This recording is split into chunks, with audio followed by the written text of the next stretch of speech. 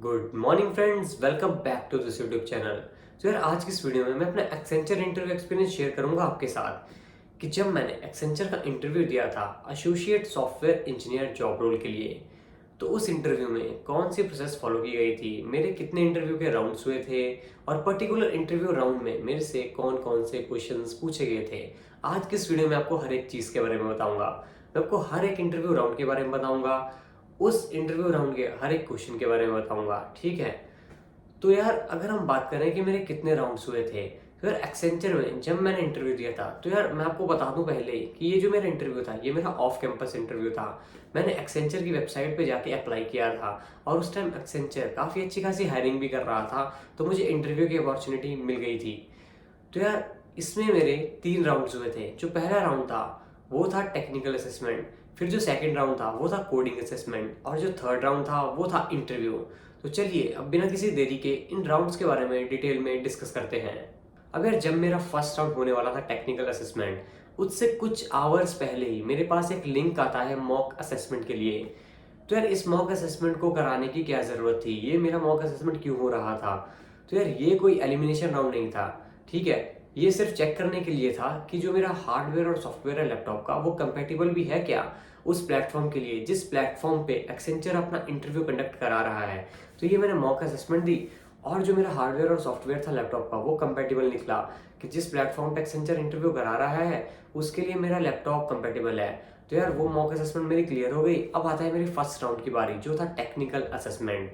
अगर इस राउंड के बारे में हम डिटेल में डिस्कस करते हैं कि ये राउंड कितने मिनट्स का था और इस राउंड में मुझसे कौन कौन से क्वेश्चंस पूछे गए। तो यार टेक्निकल असेसमेंट जो मेरा था वो था 90 मिनट्स का। अब यार इसमें अलग अलग टाइप्स के क्वेश्चन पूछे गए थे और सारे ही एमसीक्यू बेस्ड क्वेश्चंस थे। अब यार इसमें एप्टीट्यूड के क्वेश्चंस थे, स्यूडो कोड रिलेटेड क्वेश्चंस थे, इंग्लिश एबिलिटी रिलेटेड क्वेश्चंस थे, data structure and algorithm related questions थे, फिर इसमें एप्टीट्यूड के क्वेश्चंस भी थे, फिर इसमें लॉजिकल रीजनिंग के क्वेश्चन भी थे, इसमें नेटवर्किंग के क्वेश्चंस भी थे, इसमें डीबीएमएस के क्वेश्चंस भी थे। लेकिन यार ये राउंड इतना हार्ड नहीं था। अगर आपने पढ़ाई की है ना 2-3 महीने तो आप इस राउंड को निकाल लोगे। अब यार डाटा स्ट्रक्चर एंड एल्गोरिथम्स की बात आती है तो काफ़ी सारे बच्चे डर जाते हैं कि मैंने तो डाटा स्ट्रक्चर एल्गोरिथम्स कर ही नहीं रखा या फिर उन्होंने काफ़ी बेसिक डीएसए कर रखा होता है। तो यार इस राउंड में भी मुझे ऐसा नहीं लगा कि इसमें कुछ हार्ड डीएसए के क्वेश्चन पूछे गए थे, जैसे डीपी ग्राफ्स के क्वेश्चन इसमें नहीं थे। इसमें काफ़ी बेसिक क्वेश्चन पूछे गए थे जैसे एरेज, लिंक लिस्ट, इसी से रिलेटेड क्वेश्चंस थे। ठीक है, और टाइम कॉम्प्लेक्सिटी और स्पेस कॉम्प्लेक्सिटी से भी रिलेटेड क्वेश्चंस थे, वो भी काफ़ी आसान थे यार। तो अगर आपने 2-3 महीने तैयारी कर रखी है नॉर्मल तरीके से भी तो भी आप इस राउंड को निकाल लोगे। अब यार जो मेरा फर्स्ट राउंड हुआ था उसका रिजल्ट एक दिन में आ गया था। अब मेरा सेकंड राउंड था कोडिंग राउंड।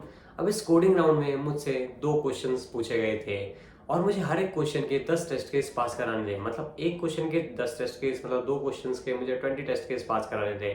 अगर दोनों ही क्वेश्चंस मतलब इजी मीडियम लेवल के थे। एक क्वेश्चन एरिस से पूछा गया था और जो सेकंड वाला क्वेश्चन था वो मेरे से पूछा गया था डायनेमिक प्रोग्रामिंग से। अब जो एरिस का क्वेश्चन था वो तो मैंने काफ़ी ज़्यादा आसानी से कर लिया था, उसके 10 के 10 टेस्ट केस पास हो गए थे। अब जो डायनेमिक प्रोग्रामिंग वाला क्वेश्चन था वो मुझसे लीनियर डीपी से पूछा गया था।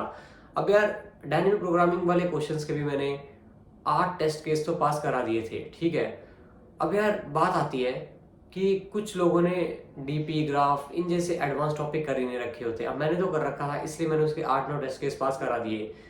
अब यार मेरे दोस्तों का भी एक्सेंचर का इंटरव्यू था, उनसे भी सेम ही क्वेश्चन पूछे गए थे। उनसे एक लिंक लिस्ट का क्वेश्चन पूछा गया था और एक डायनेमिक प्रोग्रामिंग का क्वेश्चन पूछा गया था। उनसे भी एक लीनियर डीपी का ही क्वेश्चन पूछा गया था। तो अगर मैं अपने एक दोस्त से बात करूं तो उसने एक ही क्वेश्चन किया था और जिसके 10 के 10 टेस्ट केस पास हो गए थे, जो लिंक लिस्ट का क्वेश्चन था, लेकिन वो डीपी का क्वेश्चन नहीं कर पाया था। फिर भी यार वो नेक्स्ट राउंड के लिए शॉर्ट लिस्ट हो गया। तो मुझे तो लगता था कि अगर आप एक क्वेश्चन भी करते हो, आप दूसरा क्वेश्चन नहीं कर पाते हो और एक क्वेश्चन के आप सारे टेस्ट केस पास करा देते हो, तो भी आपके चांसेस बन जाते हैं कि आप नेक्स्ट राउंड में जो इंटरव्यू राउंड होने वाला है हमारा उसमें पहुंच जाओगे। अब मेरा जो वो हुआ था एरेज वाला, तो एरेज का क्वेश्चन आया था मुझे और डायनेमिक प्रोग्रामिंग का, तो मेरे तो सारे टेस्ट केस पास हो गए थे। तो मुझे नेक्स्ट राउंड के लिए इंटरव्यू के लिए कॉल आ गई थी। तो अब मेरा नेक्स्ट राउंड जो होने वाला था वो था इंटरव्यू राउंड। ये थर्ड राउंड था वो था इंटरव्यू राउंड। ये 1-to-1 राउंड था। ठीक है यार, ये फेस टू फेस राउंड होने वाला था हमारा। मैंने ऑनलाइन मीटिंग पे कनेक्ट किया और उसके बाद मेरा इंटरव्यू शुरू हो जाता है। और जो इसकी इंटरव्यू की ड्यूरेशन थी वो थी 30 to 40 मिनट्स मेरा ये इंटरव्यू चला। तो यार जो मेरे इंटरव्यूअर थे इस राउंड के लिए वो काफ़ी अच्छे थे यार, मतलब वो काफ़ी फ्रैंक थे, उन्होंने मुझे नर्वस नहीं होने दिया। ठीक है, और शायद मैं उस टाइम तक 3-4 इंटरव्यूज़ पहले भी दे चुका था, तो मैं मतलब मुझे मतलब पता लग गया था कि इंटरव्यू में कैसे बोलना है, कैसे आपको अपनी स्किल्स दिखानी है, वो शायद मैं समझ चुका था उस टाइम तक। अब यार सबसे पहले मुझे इस राउंड में मुझसे उन्होंने मेरी इंट्रोडक्शन पूछी और मैंने काफ़ी सही तरीके से इंट्रोडक्शन बनाई हुई थी, तो मैंने उनको अपनी इंट्रोडक्शन सुनाई। अब यार जो मैंने अपना रेज्यूमे सबमिट किया था, तो उन्होंने उस रेज्यूमे से मेरे से क्वेश्चंस पूछे, ठीक है। अब मैंने उस रेज्यूमे में काफ़ी अच्छे खासे प्रोजेक्ट्स लिख रखे थे जो मैंने खुद करे थे। तो यार अगर आप ना एक्सेंचर के या फिर किसी भी सर्विस बेस्ड कंपनी के इंटरव्यू राउंड तक पहुंच रहे हो, तो अपने रेज्यूमे को तो ऐसे करके जाना ना यार कि रेज्यूमे में से कुछ भी क्वेश्चन पूछ ले, मैं आंसर दे ही दूंगा। क्योंकि अगर आप अपने रेज्यूमे में से आंसर दे पाओगे ना, तो बहुत कम चांसेस हैं कि जो इंटरव्यूअर है वो आपसे उरे भरे से क्वेश्चन पूछेगा, मतलब और सब्जेक्ट्स पे जाएगा। बहुत कम चांसेस है। आपके 30-40 मिनट आपके रिज्यूमे के ऊपर ही निकल जाएंगे कि आपने अगर अच्छे खासे प्रोजेक्ट्स बनाए होंगे, तो वो आपसे पूछ लेंगे कि आपने इस प्रोजेक्ट में कैसे काम किया था, क्या काम किया था। तो ऐसे करके आपका इंटरव्यू बहुत अच्छा निकलने के चांसेस बढ़ जाते हैं। तो मैं अपनी बात बताता हूँ, जो मैंने रेज्यूमे सबमिट किया था उसमें मैंने 3 प्रोजेक्ट डाल रखे थे। अब तीनों ही प्रोजेक्ट्स मेरे फुल स्टैक थे, ठीक है। मैंने ये मर्न स्टैक पे बना रखे थे। तो इंट्रोडक्शन के बाद वो मेरे रेज्यूमे से मेरे प्रोजेक्ट्स के बारे में क्वेश्चन पूछते हैं कि आपने जो ये प्रोजेक्ट्स बनाए हुए हैं, और मैंने उस पर लाइव लिंक भी डाल रखा था, ठीक है। अब उन्होंने लाइव लिंक क्लिक करके देखा, तो यार वो काफ़ी इंप्रेस हो गया, यार तुमने तो काफ़ी सही प्रोजेक्ट बनाया हुआ है। फिर उन्होंने क्वेश्चंस पूछे कि तुमने ये प्रोजेक्ट किस टेक्नोलॉजी पे बनाया हुआ है, तुमने यही टेक्नोलॉजी क्यों पिक करी, दूसरी टेक्नोलॉजी पिक क्यों नहीं करी, तुमने कौन कौन से चैलेंजेस फेस करे जब तुम इस प्रोजेक्ट को बना रहे थे, तुमने क्यों सोचा मैं इसी प्रोजेक्ट को बनाऊं, तुम कितने टीम मेंबर्स थे, तुमने फ्रंट एंड पे काम किया है कि बैक एंड पे काम किया है, तुमने क्या चैलेंजेस फेस करे, क्या बेस्ट पार्ट था तुम्हारे इस प्रोजेक्ट में जिससे करने में तुम्हें सबसे ज़्यादा मजा आया। तो ऐसे करके यार मेरा इतना डीप ये चीज़ चली गई थी ना प्रोजेक्ट्स के बारे में, तो मेरे 20-25 मिनट तो इसी में निकल गए और 2 मिनट निकल गए मेरे इंट्रोडक्शन में, ठीक है। और उसके बाद हमारे पास बात आती है, बचते हैं हमारे पास 12-13 मिनट, ठीक है। अब 12-13 मिनट में 5 मिनट उन्होंने मेरे से और क्वेश्चंस पूछे, उन्होंने कंपनी कल्चर के बारे में बताया और मुझसे पूछा कि तुम्हें कौन सी टेक्नोलॉजी पसंद है, तुम किस टेक्नोलॉजी पे काम करना चाहते हो, हमारे यहाँ पे कौन कौन सी टेक्नोलॉजी पे काम होता है, तुम्हें किस तरह से काम करना है, ठीक है। तो ऐसे करके मेरा इंटरव्यू बचते हैं 5 मिनट। अब उन्होंने मुझसे पूछा कि तुम्हारे भी क्या कुछ मुझसे क्वेश्चंस हैं, तुम मुझसे भी कुछ पूछना चाहते हो। तो मैंने उनसे क्वेश्चंस पूछे कि आपको एक्सेंचर में कितने साल हो गए, तो उन्होंने मुझे बताया मुझे इतने साल हो गए। तो मैंने उनसे कल्चर के बारे में पूछा, उन्होंने कल्चर के बारे में बताया।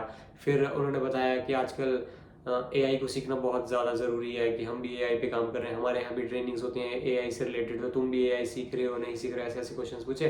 तो ओवरऑल ये मेरा इंटरव्यू हुआ था 40 मिनट्स का, और ये इंटरव्यू मेरा काफ़ी ज़्यादा अच्छा गया था। तो यार ये तो थी मेरी एक्सेंचर की कंप्लीट इंटरव्यू एक्सपीरियंस, ठीक है। अब बात आती है कि मैं इसमें सिलेक्ट हुआ या नहीं। तो यार मेरा सिलेक्शन तो इसमें हो गया था, लेकिन अभी मैं जहाँ पे काम कर रहा हूँ मेरे पास यहाँ से भी ऑफर आ गया था। अब यार एक्सेंचर थी तो यार बहुत बढ़िया कंपनी, ठीक है। अब मैं यार सर्विस बेस्ड प्रोडक्ट बेस्ड इसमें इतना नहीं मानता, क्योंकि मैं तो ऐसा था, मेरा माइंडसेट तो ऐसा था कि कॉलेज के बाद मुझे कॉर्पोरेट में ज्वाइन करना है, चाहे मुझे सर्विस बेस्ड कंपनी मिले, प्रोडक्ट बेस्ड कंपनी मिले, स्टार्टअप मिले। मैंने स्किल्स डेवलप कर ली थी, मैंने डीएसए कर रखा था, मुझे ज्वाइन करना था यार। अब मैं धीरे धीरे मतलब मेरे को पता था कि मैं अपना पैकेज स्विच कर लूंगा, मैं कंपनी स्विच कर लूंगा, ठीक है।